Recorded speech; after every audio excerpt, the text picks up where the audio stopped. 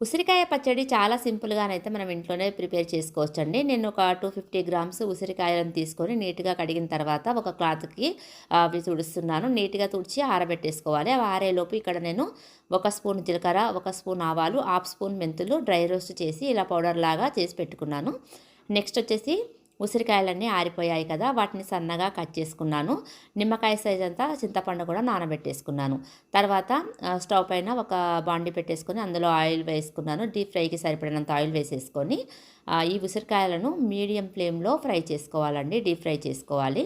అవి నీట్‌గా deep fry అయిన తర్వాత అదే ఆయిల్‌లో మనము పోపు అనేది పెట్టుకోవాలి. ఎండుమిర్చి, జీలకర్ర, ఆవాలు, శనగపప్పు వేసుకొని నేను పోపు అయితే పెట్టుకుంటున్నాను.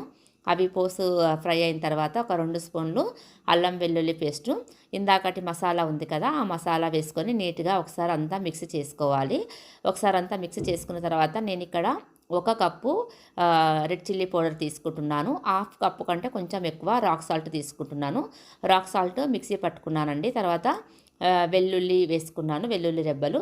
నెక్స్ట్ వచ్చేసి ఇంకా ఇందాక ఫ్రై చేసిన ఉసిరికాయలు ఉన్నాయి కదా! అవి కూడా వేసుకొని ఓవరాల్‌గా అంతా ఒకసారి నీట్‌గా ఉండలు లేకుండా మిక్స్ చేసుకోవాలండి.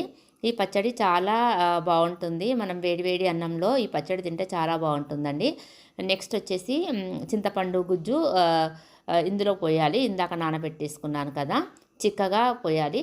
తర్వాత అంతా టోటల్‌గా ఒకసారి మిక్స్ చేసిన తర్వాత ఒక గాజు సీసాలోకి ఈ పచ్చడి తీసి పెట్టుకోవాలండి. వేడి వేడి అన్నంలో కొంచెం ఈ పచ్చడి వేసుకొని తింటే చాలా బావుంటుందండి టేస్ట్. చాలా రోజుల వరకు ఫ్రెష్ ఉంటుంది. మినిమమ్ ఒక 1 మంత్ వరకైతే ఫ్రెష్ ఉంటుందండి. చాలా బావుంటుంది.